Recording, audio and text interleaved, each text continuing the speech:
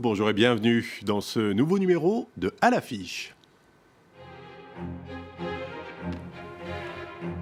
Un château Renaissance, des jardins du XVIIIe et l'art du XXe siècle, c'est le métissage que propose cet été le plus beau des châteaux de la Loire, Chambord, qui connaît une nouvelle jeunesse. Entendre un concert, assister à un ballet comme Louis XIV, c'est l'une des ailes les moins connues du château de Versailles, l'Opéra Royal.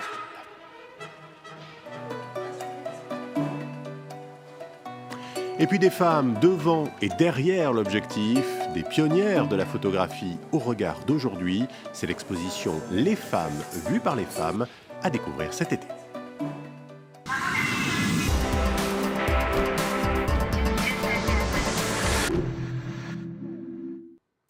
C'est le plus grand de tous les châteaux de la Loire, classé au patrimoine mondial de l'humanité. L'ombre de François Ier et de Léonard de Vinci plane sur ses célèbres cheminées et son escalier somptueux. Le château de Chambord est encore plus beau cet été. Il a retrouvé ses jardins à la française qui avaient disparu depuis 40 ans. Et il accueille aussi une exposition d'art contemporain avec quelques-uns des plus grands noms du XXe siècle.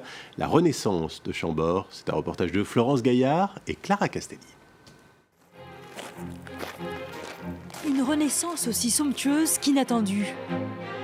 Depuis le printemps dernier, le château de Chambord a retrouvé son écrin de fleurs, d'arbustes et de broderies. Des jardins à la française datant du XVIIIe siècle. C'est beaucoup plus joli, parce que c'est vrai qu'avant, c'était pas du tout comme ça. Là. Tout ce qu'on voit là, ici, les fleurs de lys et tout, c'est vraiment merveilleux. L'histoire commence avec Louis XIV qui veut embellir le domaine de son prédécesseur François Ier. Le projet se réalise après sa mort, sous les ordres du maréchal de Saxe, qui reçoit Chambord en cadeau de Louis XV. Mais au XIXe siècle, les jardins tombent en désuétude et disparaissent progressivement. Depuis 40 ans, de simples pelouses entouraient le plus grand des châteaux de la Loire. Il aura fallu 16 années de recherche historique et de fouilles archéologiques, le mécénat du milliardaire américain Stephen Schwarzman et la volonté politique française pour que Chambord retrouve son lustre d'antan. Ce qui était extraordinaire, c'est la mobilisation des architectes, des paysagistes, des entreprises qui ont su, en 3 mois, faire ce chantier, 6 hectares et demi, 3,5 millions d'euros. Et ça, c'est une vraie épopée dans l'histoire des jardins.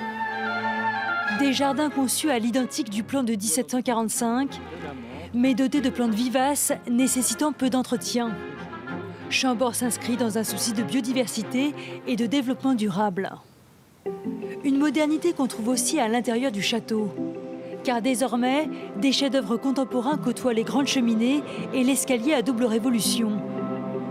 Cette année, pour le 40e anniversaire du Centre Pompidou, un hommage est rendu au président qui aimait chasser à Chambord et portait un regard neuf sur les arts et l'histoire.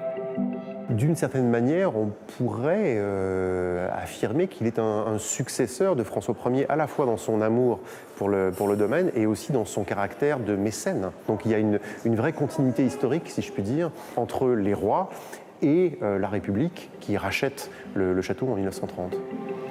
Giacometti, Braque, Soulages, Niki de Saint-Phal et Nicolas de Staël ont été conviés pour ce dialogue intergénérationnel. 90 œuvres qui ont accompagné Georges Pompidou dans ses fonctions à l'Élysée, à Matignon ou chez lui.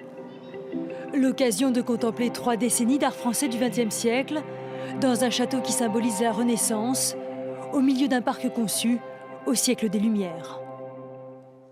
Plus célèbre encore que Chambord et encore plus visité, le château de Versailles. Il accueille plus de 7 millions de visiteurs par an. Mais la plupart d'entre eux ne verront jamais le lieu où nous allons vous emmener maintenant, l'Opéra Royal de Versailles. Il ouvre ses portes régulièrement pour des soirées toujours exceptionnelles. Visite guidée avec Nicolas Lemarinier et Valérie Gagé. Quand le soir tombe sur Versailles, c'est l'heure des plaisirs et des spectacles. Il y a ici un endroit un peu caché, qu'on repère du ciel grâce à sa toiture. C'est l'Opéra Royal du château de Versailles.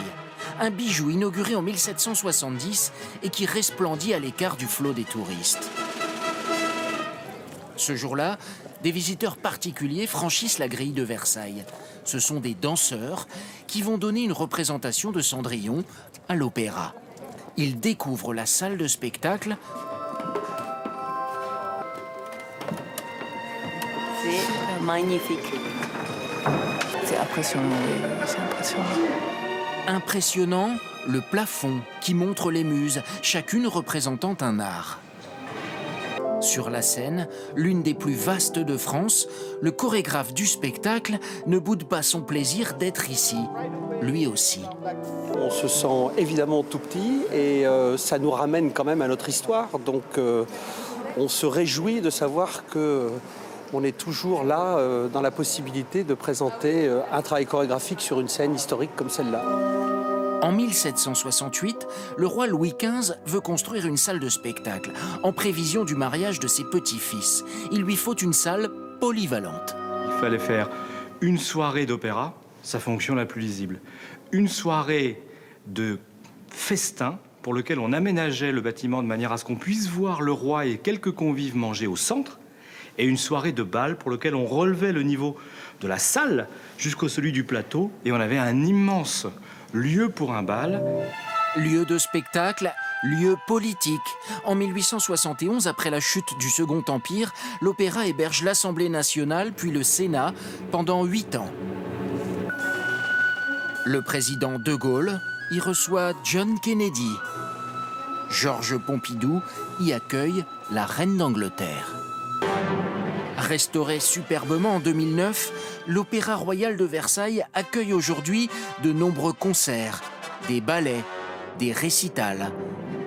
Et quand le spectacle est terminé, il suffit de lever les yeux au ciel pour que la magie continue.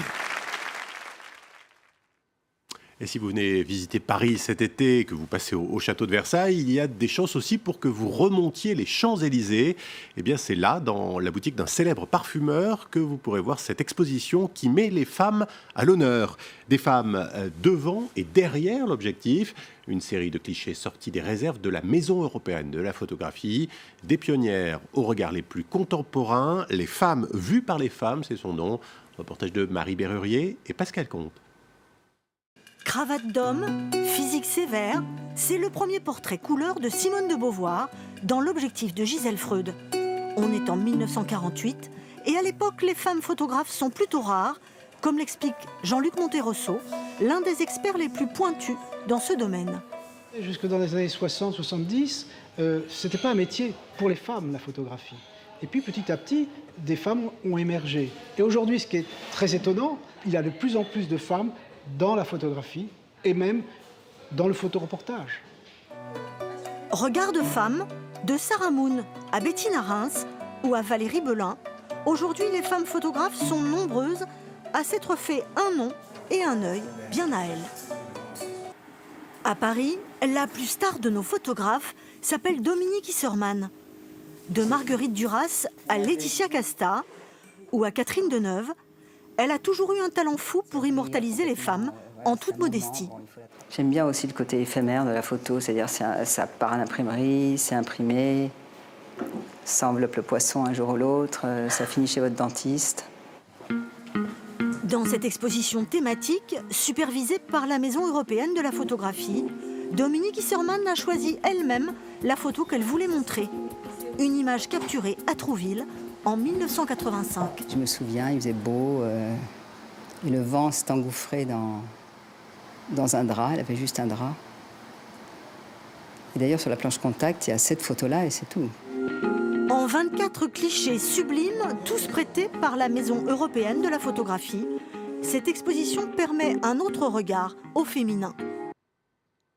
Une ville éphémère en plein cœur de Paris, des bâtiments qui peuvent atteindre 25 mètres de haut, entièrement en carton. C'est l'œuvre que le plasticien Olivier Grossetête achève cette semaine devant la Grande Halle de la Villette, au nord de la capitale. Une œuvre participative puisque pendant 2 semaines, les volontaires ont pu aider à construire cette ville, à préparer les murs et les éléments en carton. Au fait, pourquoi du carton ? La réponse d'Olivier Grossetête. C'est un matériau qui est en général peu considéré, qui est considéré fragile, qui est éphémère, voilà, qui est dans un truc comme ça. Et c'est un peu un antagonisme avec l'architecture qui se doit costaud, déployer plein de moyens. Après, c'est un matériau aussi qui fait peur à personne. Donc du coup, avec un bout de scotch, du carton et puis des couteaux de cuisine, on arrive à tailler plein de pièces de plein de façons différentes, on les assemble de façon différente et on arrive à bâtir avec ces boîtes de carton comme avec des briques, quoi, un petit peu comme de la pierre. C'est aussi un symbole du faux. Voilà, on dit un truc en carton-pâte, c'est clairement que de l'apparence. Donc faire ce parallèle avec des bâtiments en général qui sont un peu fastueux, je trouve que ça marche assez bien. Image signée Nordine Béziou. Et cette ville éphémère, eh bien, elle fait partie du festival Paris l'été, un rendez-vous qui existe depuis 27 ans maintenant et qui investit comme chaque année des monuments, des rues, des parcs de la capitale. Une trentaine d'événements en tout.